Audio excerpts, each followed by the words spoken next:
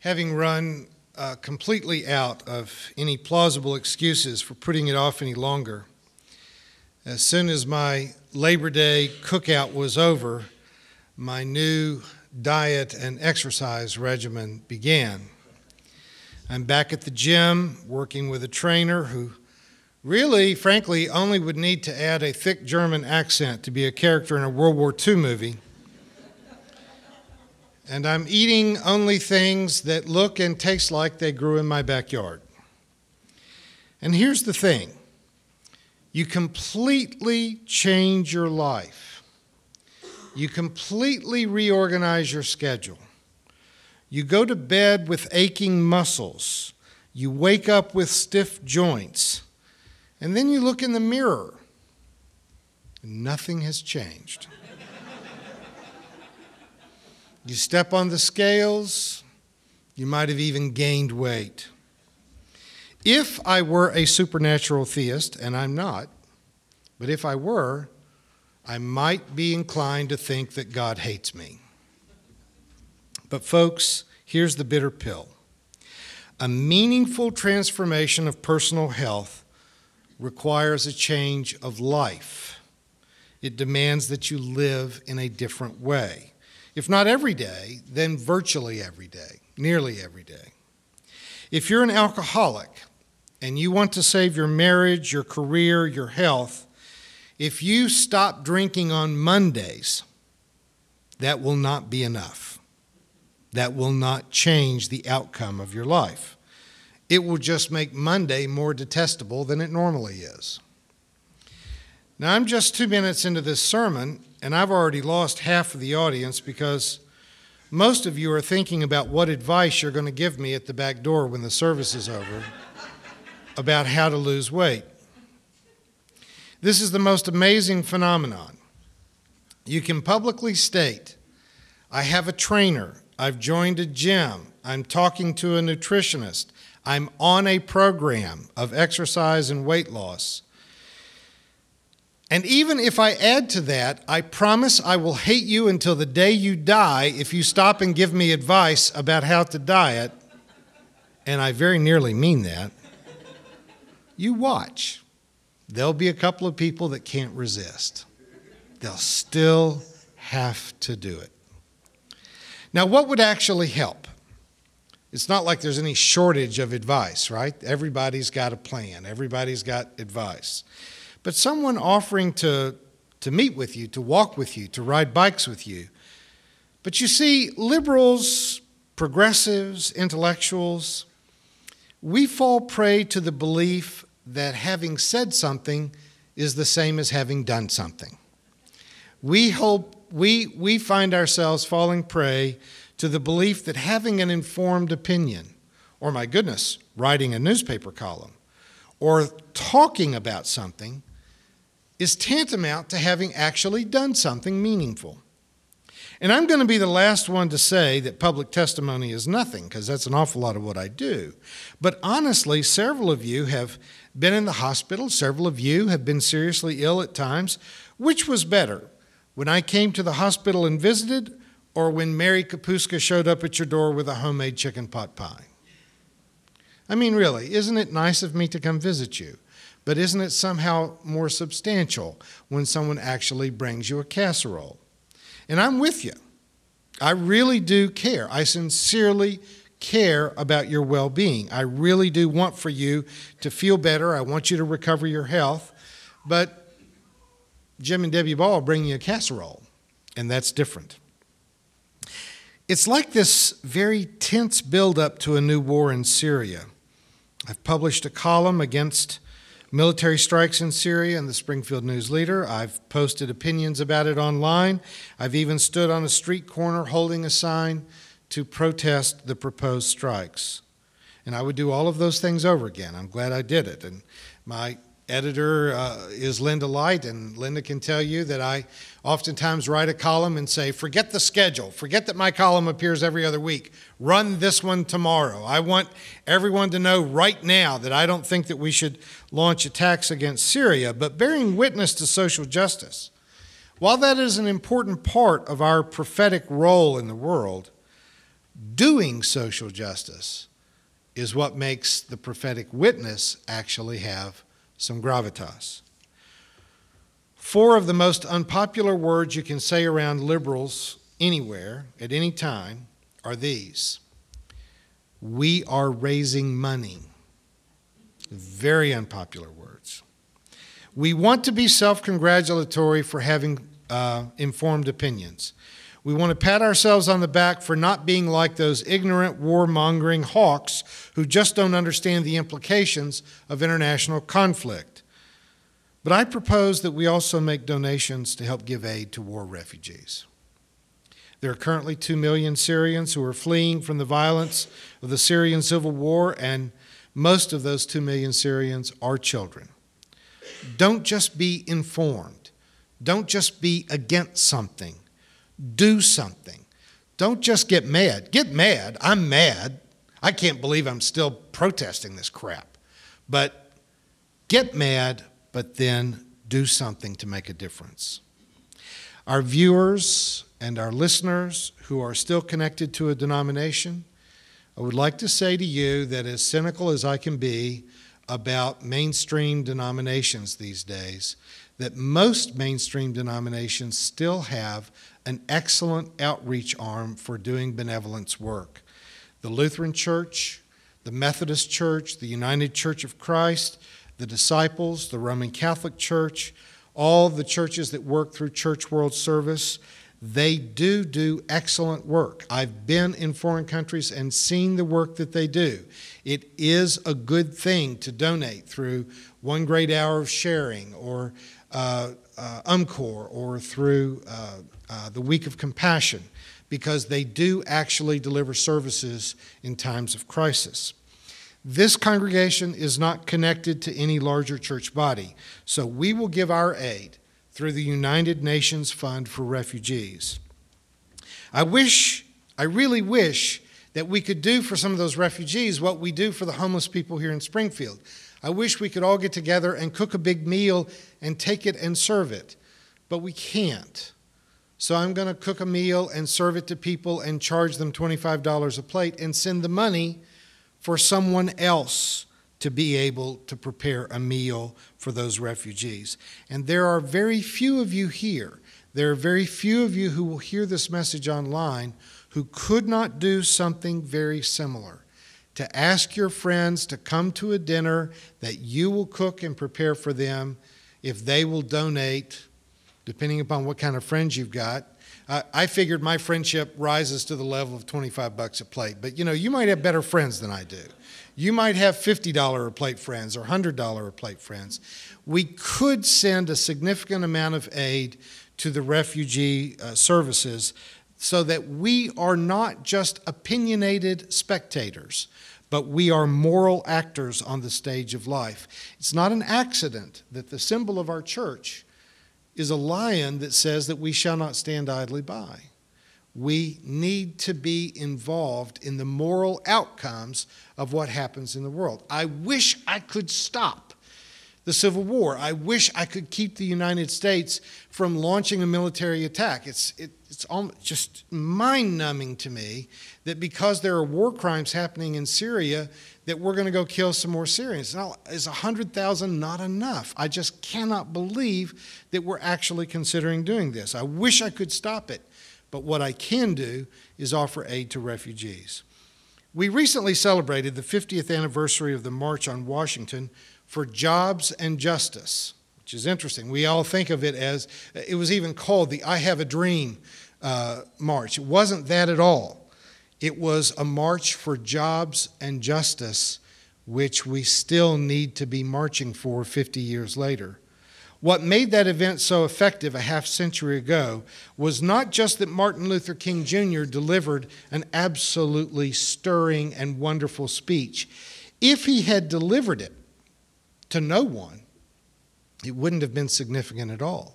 And in fact, he had delivered almost every part of that speech he had delivered several times in other places, especially the I Have a Dream part. The I Have a Dream part that we always hear quoted, they called that a riff. It was something that he threw in to almost every sermon and speech he had delivered prior to showing up in Washington that day.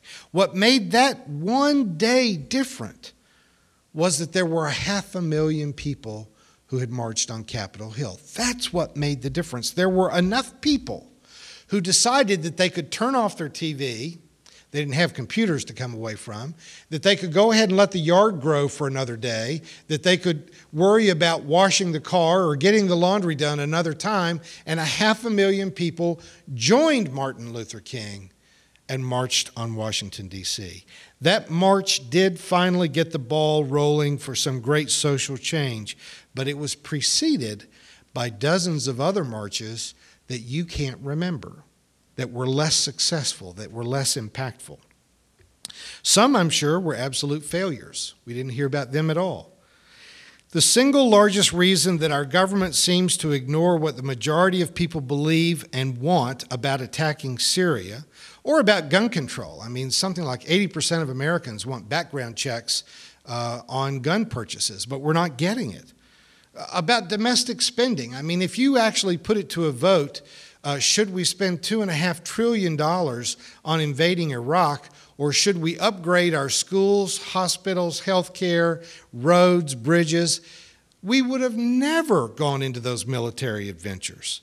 But the reason why Monsanto can keep genetically modified foods from being labeled in the United States, where they're labeled even in China and restricted in Europe, the reason that we have almost unaffordable higher education in the United States, where more progressive countries are making higher education more affordable, where even our tax code is written to benefit the people that don't need any more money, who already have run out of imagination and still have billions of dollars left. The reason this happens is because we don't speak together. We don't demonstrate. We don't unite. We don't work together. And this is 100 times more true of liberals than it is of conservatives. We progressives, we are ferocious individualists. And individualists are very, very easy to ignore. If you're a lone voice, you can just be a quack. It is easy to ignore one person. The federal government paid attention to what Martin Luther King was talking about because he showed up on their doorstep with 500,000 people with him. Now, some of us went out and stood on a busy street corner yesterday holding signs expressing our opposition to bombing Syria. There are no federal legislators here. I think Deb told me that she saw our Congressman Billy Long eating fried chicken in a restaurant south of town. I don't know if fried chicken helps him decide on whether we ought to launch an attack on Syria or not, but we don't have a lot of decision makers in this area, so holding signs at the corner of Glenstone and Battlefield maybe doesn't mean much, but I can tell you this. If there had been thousands of people standing on street corners in all of the major cities in the United States, that would have made a difference. As long as it's just the apparent lunatic fringe that are actually standing up and taking a stand on these things, then we're very, very easy to ignore. Once they believe that there's enough of us that are paying attention and getting involved that it could affect their reelection or affect which party controls the Congress or the Senate or the White House, then they pay attention. There are two kinds of capital in politics: votes and donations.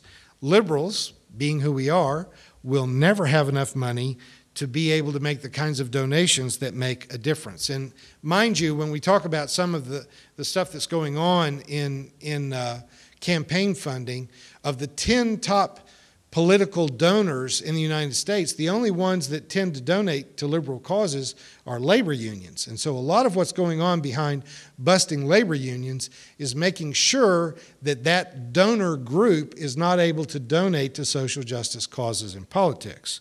But let me tell you something that you may not know. Everybody here knows about Jack Abramoff, who was sentenced to prison for illegal campaign contributions. What you may not be aware of is that everything that Jack Abramoff went to prison for is now legal. If he did it again, and he's out of prison now, if he did it again, he could not be charged with a crime. The Supreme Court's Citizens United decision has literally taken any meaningful restriction away from anyone who wants to buy government influence. The deck of government influence is stacked in favor of the people who can make 6- and 7-figure political donations. All that most of us have to influence our government's direction is our vote. But if you are seen as an individual voter, that is almost meaningless. All of us who have expressed disappointment in decisions that President Obama has made, and you think, that isn't who we voted for. That isn't why we voted to support him. Well, the current support that he has to listen to is the united voices of corporations. Among those of us who see how the system is rigged, our economic system, our political system, our business and employment, our educational system is rigged against the poor and increasingly rigged against the middle class. We see that, and an automatic response is cynicism. And I think for a lot of us liberals, cynicism has become our only true sacrament. We may have given up every other sacrament of the church, but we relish our cynicism. We enjoy it. We can hole up in a bookstore or in a bar and feed one another on our hopelessness time after time. Corporations control the government, and between the two of them, they control how our food is being poisoned, our environment is being made toxic, higher education is unaffordable, health care is out of reach. What I can tell you is that none of that would be true. None of that would be true if we could lay down our instincts to judge one another and reject everyone who disagrees with us just a little bit. If we could learn how to unite, even in the presence of some of our differences, none of these things that we cynics complain about all the time would be true. If we actually could apply the principles of a labor union to what it means to be progressive thinkers, the world would immediately have to transform. If we organize, if we cooperate, if we support one another, if we work with one another, then Monsanto doesn't get to own the food supply, and GE and General Dynamics don't get to own the Pentagon, and conservative state legislators don't get to take the right to vote away from the poor and from women, or subject women to humiliating and unnecessary procedures in the management of their reproductive lives. And I don't mean this in any way to shame any of you, but I just want you to notice when we did go out to the 50th anniversary of the March for Jobs and Justice, a lot of us showed up. We had 20, 25 people there. We showed up. We were wearing our church T-shirts, and then we failed to march together because we're such individuals. We tend to just kind of separate. We don't want to be seen. We don't want to be seen as being part of a mob or part of a group. We don't want to give up our individuality. And so we have a tendency, even in the midst of a crowd where we are going to make a statement, we have a tendency to kind of make excuses for why we're going to wander off and do our own thing, which makes it so easy to ignore us. An individual can always be ignored. But if we can unite, if we can be a united voice, we cannot be ignored. There's been nothing like the famous Jobs and Freedom March on Washington, not simply because we have not had another Martin Luther King Jr. to help us dream, but because we have not been willing to take our convictions to the point of united action. Now, there have been hopeful signs. The Occupy Wall Street movement last year showed some hope. Not much came of it, but it did encourage me to see that there was a new generation of young people who were aware of how the system was being stacked against them. It has not received the news coverage that it deserves, but pastors and the NAACP in North Carolina have organized protests every Monday for the past several months, with a couple of thousand people showing up on Mondays in the Capitol to protest the changes in voter restrictions that are undeniably blatant attempts to keep hundreds of thousands of poor and minority voters from voting in North Carolina. They've not effected a change in the legislature, but I think they have a chance. I think that even though the legislature is enacting changes that will drive away minority voters, I don't think they'll win the day. I think they will eventually get that back. A couple of months ago, when Texas legislator Wendy Davis stood on her feet for an entire day filibustering to protect Planned Parenthood in Texas, the only reason we heard about that, the only reason that made it into the news, is because the Capitol was filled with thousands of supporters who cheered her on and who made it impossible for the conservatives who were trying to take away freedom and rights from Texas women to win that day. Now, they did win. I mean, Wendy Davis did a fabulous job. I am such a fan of hers. But then the legislature reconvenes and they enact the legislation that they wanted in the first place.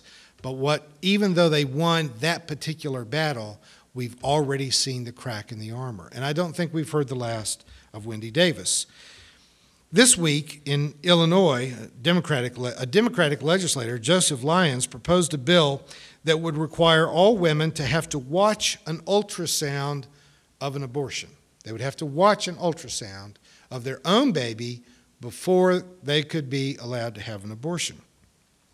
Fellow Democratic legislator in Illinois, Kelly Cassidy, proposed an amendment saying that men should have to watch an ultrasound of the effects of Viagra and Cialis before they could get a prescription for those medications. Because the way what do they call those things? The probes, the ultrasound probe, the way that probe looks is different depending upon who's holding it and whose orifice it's going to go into. Kelly Cassidy will only be successful if people in Illinois stand up with her for women's rights. Her amendment was clever. It made it into the news. It's cute. It's funny. But it only makes a difference if tens of thousands of people will stand with her. No one brilliant speech, no clever amendment, no one day of protest will accomplish any change in the things that we complain about that are feeding our cynicism. Only self-sacrifice, cooperation, unity, and consistency can win. Just like every other transformation that we want to make in our lives that's meaningful, you cannot diet and exercise for 1 week and tell yourself you've made it. It has to become a life. We have to become people who will live a life of prophetic testimony, of protest, of demonstration, and of acting together and not finding reasons to cut each other's legs out from under each other or criticize the people that are sort of like you but are different in some way. You have to decide how badly you want it.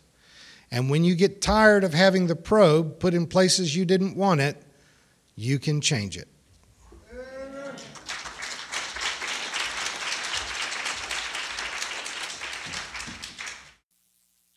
You've been watching a progressive Christian video from the Community Christian Church of Springfield, Missouri. We encourage our viewers to donate to our efforts in feeding the homeless and hungry of our community. Write to us at reverenddray@aol.com for more information.